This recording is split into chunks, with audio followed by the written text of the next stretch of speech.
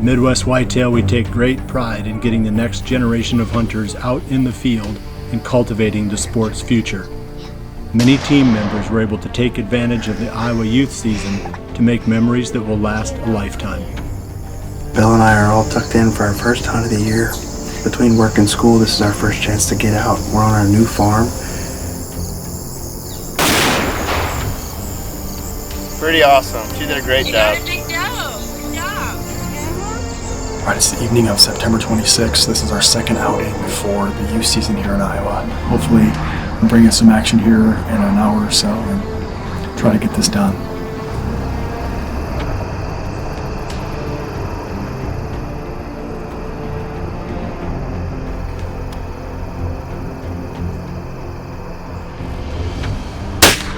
Pretty pumped. I've had a lot of fun hunts in my life, and this might top them all. So good job, buddy.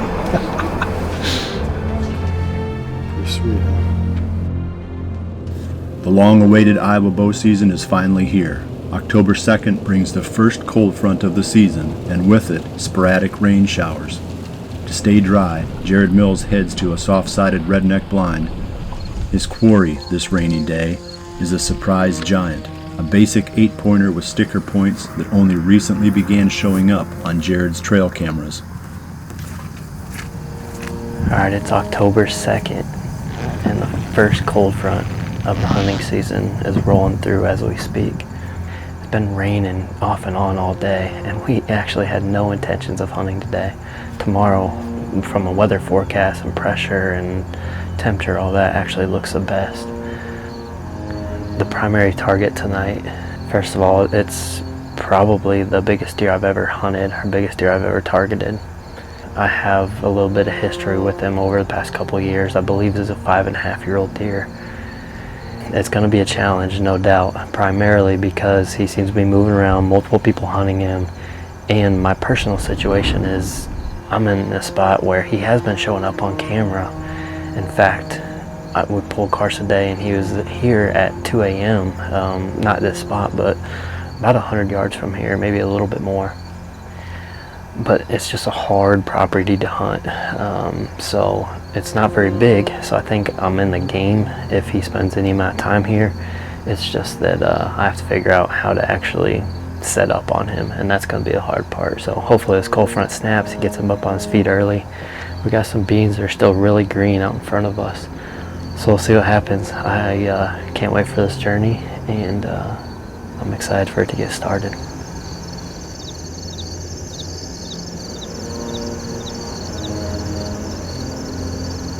They're running.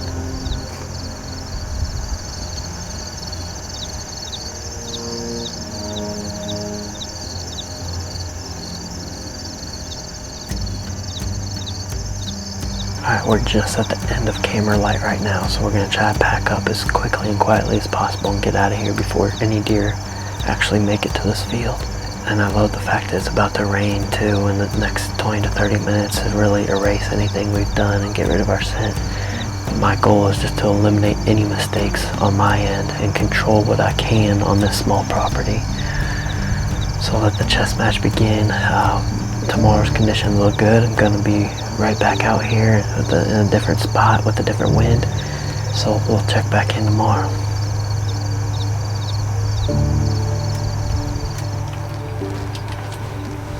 It's October 3rd, and basically we have the best conditions you could possibly ask for an early October hunt. Cold front rolled through yesterday, and now we got the high pressure system behind it. I expect a lot of big mature deer to be on their feet tonight. We're going after the big deer tonight, and I finished basically talking about how I was going to play it smart and try to eliminate any mistakes, and here I am getting as aggressive as you possibly can on this farm. Grant and I are going to head in, try to find a spot to sit on the ground where we've been getting pictures of this buck. We don't know exactly where he's bedded, but we have a general idea of where he spends most of his time. It's crazy aggressive, but a lot of people hunting this deer, and I'd rather hunt him on a halfway reasonable pattern now as opposed to waiting a few weeks where he could go anywhere depending on where the hot doe is. So it's crazy. This is the most aggressive I've ever been on a deer for sure, but who knows, it might just work.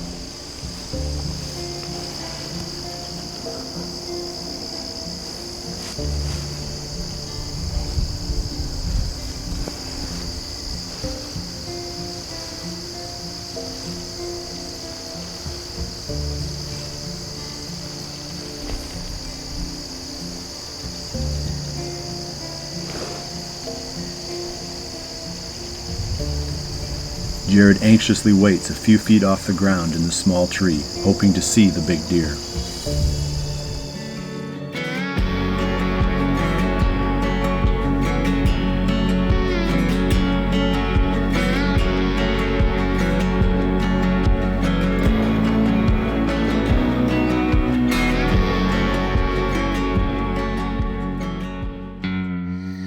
That same evening, 115 miles to the west, Josh Sparks is hunting a large tract of public land, also hoping to benefit from the early October cold front. Well, it's a pretty good start to the evening. It's 5:30 now, and we saw 4 does in the corner back here in the timber, and they were walking down the edge. And where they came out is the greenest beans, and there's a ton of acorns right on the edge. There's a bunch of oak trees right there, so you can see them picking around. And with any luck, that early deer movement will maybe get one of these mature bucks up on his feet a little earlier to come check things out. And I know Max is pretty excited. You guys can't see him, but he goes. He goes, that's more deer than I see in the entire season in Georgia. Is that true? Let's ask him. Pretty close. That's a lot better than a good sit at home, that's for sure. It's pretty awesome out here. But, so we've got these deer out there.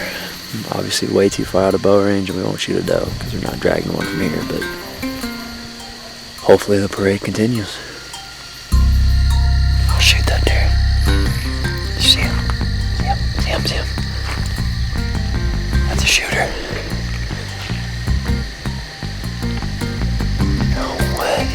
Oh my goodness, I get on it. It's really hard to get. Dang on.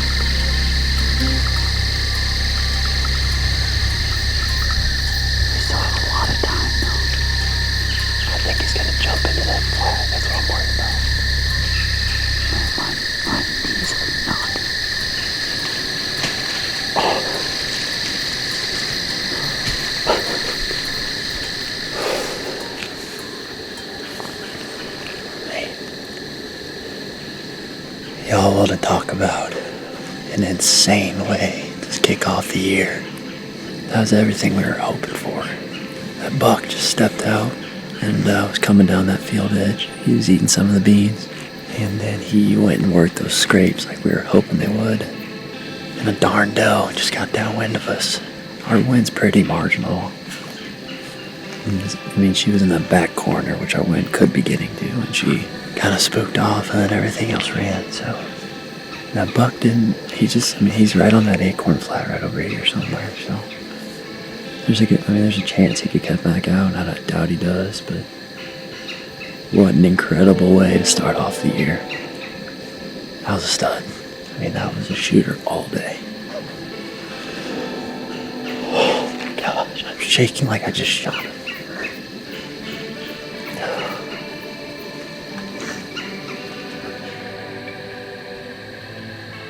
The great buck steps back out in the beans, along with a parade of other smaller bucks. Eventually the deer work past Josh, but the beautiful 10-pointer never gets closer than 70 yards. Darkness ends Josh and Max's exciting hunt. Though disappointed, the hunters are filled with anticipation, knowing now where they will be when the wind is again right.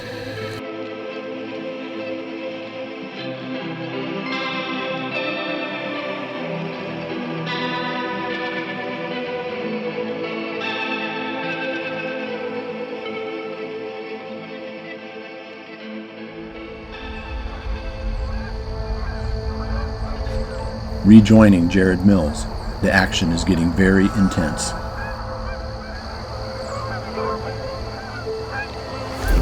TNT's in the beans.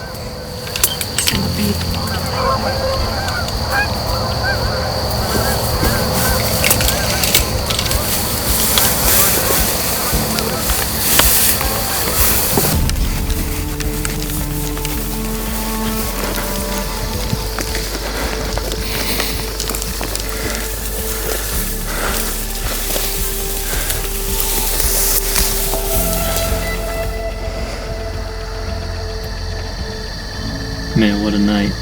That's if every hunt for this deer is going to be that intense. When you're hunting like that, and you think you're close, but at any time a deer like that could step out. You listen for every little thing. You're just constantly scanning.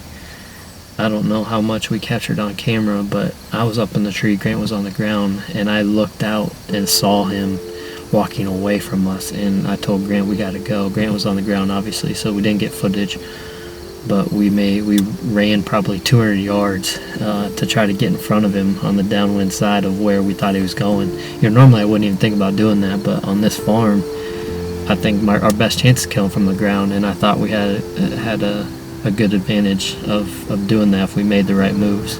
Part of me feels like we spooked him just because that's the worst case scenario, but we actually climbed up an elevated blind to be able to get a good vantage of the whole area and couldn't see him anywhere. So I really hope that he just happened to work past the openings and before we could get down there. I don't know. Hindsight's 20/20.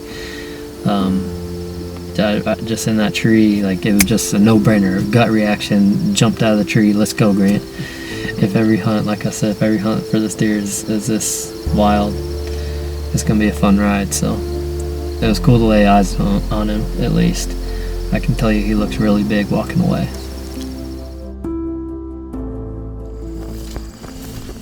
October 3rd brings great buck encounters for Jared and Josh. It has been a great start to the season. I am also out on my farm that afternoon, playing it safe and hunting a stand that I believe is on the fringe of the Big 8's fall range. The buck never appears, and I take advantage of the opportunity to harvest my first doe of the season.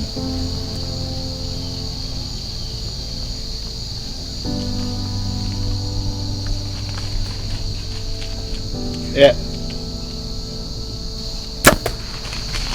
I'm hoping that we can see some more deer before this is over with, but it's exciting.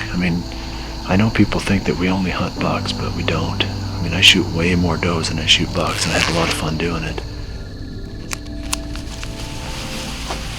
65 miles to the west, Owen Reigler decides between two bucks. Will it be picket fence or Wolverine? Eventually he decides on a stand in Wolverine's core area and briefly encounters the buck inside the timber feeding on acorns. Some anxious moments right here. We got that Wolverine buck right here and behind us. It looked like he was kind of angling off to the east, but we'll see. The buck never gets close enough for a shot before eventually working off, ending Owen's hunt. While it is a cold front that brings great action in Iowa, 670 miles to the southeast, team member Jeremiah Robertson is facing a different set of conditions. With the mercury pushing way up in the thermometer, the afternoon finds Jeremiah walking to his blind with a large bag of ice. Not your traditional gear for an October bow hunt, Jeremiah hopes the ice will help him stay in the hot blind. Bucks have been hitting a nearby grove of sawtooth oaks, mopping up the dropping acorns. Well, here we go again. It's the evening of October the 3rd, and I'm back in the hot box. More of the same. We got record-setting temperature. We've probably lost maybe 3 or 4 degrees since yesterday, so still in the mid-90s. And I'm just playing on the law of averages. The temperature has not stopped the bucks from coming to this field. They've been here several days in daylight. And just to recap, there are at least 5 that I would shoot on this farm. We've got a whole line of sawtooth oaks that are about 20 years old. They're raining acorns. And all the bucks in the area are attracted to this. In front of me, I've got the poorest excuse for an alfalfa field I've ever seen. It has been a mean summer. It's been hot, it's been dry. I know that we're going on 5 weeks with no rain. So everything is crunchy and struggling. But hopefully that's going to change real soon. There is some rain in the forecast. Hopefully tonight the boys show up and one of them will stand out here and pose just like you always hope for. Guess we'll see.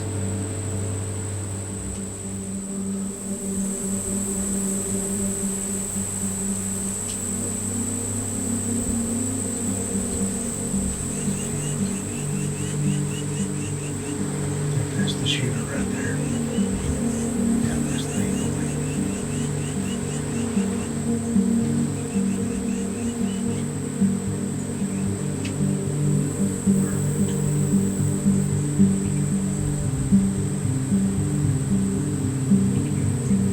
That's him. He's round eyes. Pretty sure that's him. It's a big body.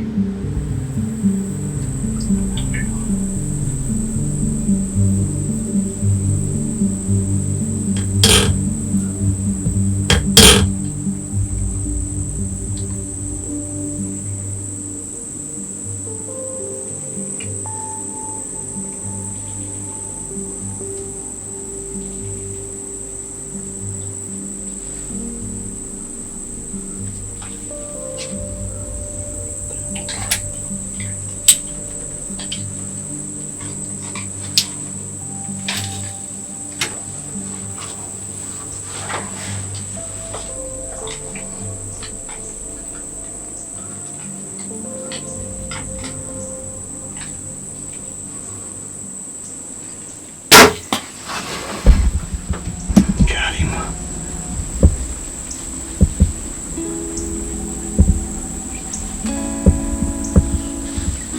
I don't care how many times you do that. I've been hunting for a long time, and once I make my mind up that I'm going to shoot, and that buck or doe or whatever closes the distance, I still get rattled. I guess that's what keeps you coming back. But that's a cool deer, and I don't really have any history that I'm aware of with that buck. He just started showing up when all these sawtooths started dropping. The landowner Dwayne is just down the ridge from me, where that other 8-point was bedded yesterday. I got some pretty cool pictures of him in his bed, so that feels great. Buck number 1, Tennessee, 2019. I'm excited to go get him. Well, me and Dwayne just, he finished his hunt, saw a bunch of deer, and we just picked up my arrow, and I just was lucky enough to be able to drive the truck right here and pick up blood. Right there, ain't it, Dwayne? Be good enough. All over that tree. I see something shining right up there, though. Looks an awful lot like an eyeball, don't it? I believe that's how far he went. Might be the only time you film a recovery in shorts and Crocs. Yeah, that's true. Well, it could have been worse. He could have went a lot. That'll do it. Well, that's going to do it for the lopsided 8-point. For lack of a better name, we had 5 different bucks back here this year. I know what pulled all of these deer in was all of those sawtooth acorns.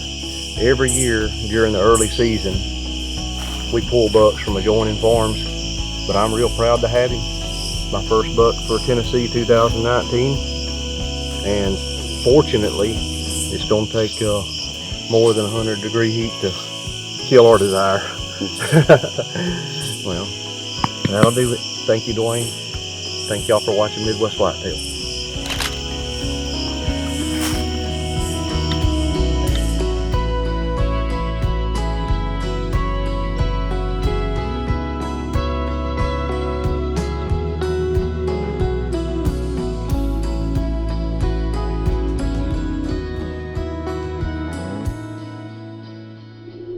Rarely does the start of the season produce so much action. The excitement is high, and we plan for the coming days with the greatest anticipation. Jared Mills knows he should be cautious hunting the big deer, but now the cooler weather and the knowledge that the buck is on the property have Jared thinking more aggressively. While it is not time to push in all of his chips, it is time to raise the ante. Josh Sparks picked up right where he left off, encountering another great buck on the public land bean field. When the wind is right, he plans to go back, hoping to take advantage of the early season pattern before it disappears, where another hunter finds the buck. Owen Reigler saw Wolverine for the first time, but he still plans to focus as much effort as possible on the buck he calls Picket Fence. For my part, I plan to stay back on the fringes of the Big Eight's core area, keeping my eye on my trail cameras. When the buck shows daylight activity, I will make a more decisive move. Though the cooler temperatures have given us the feeling of rut in the hardwoods, experience has taught us to guard our enthusiasm. These early acts are just a tease for the main event. This is still October, early October, a month away from prime time. No matter how much we and the bucks we hunt wish it were so, this is not the rut. The action is fast for October, but it is a false hope, a glimpse only of the real game that is still to come.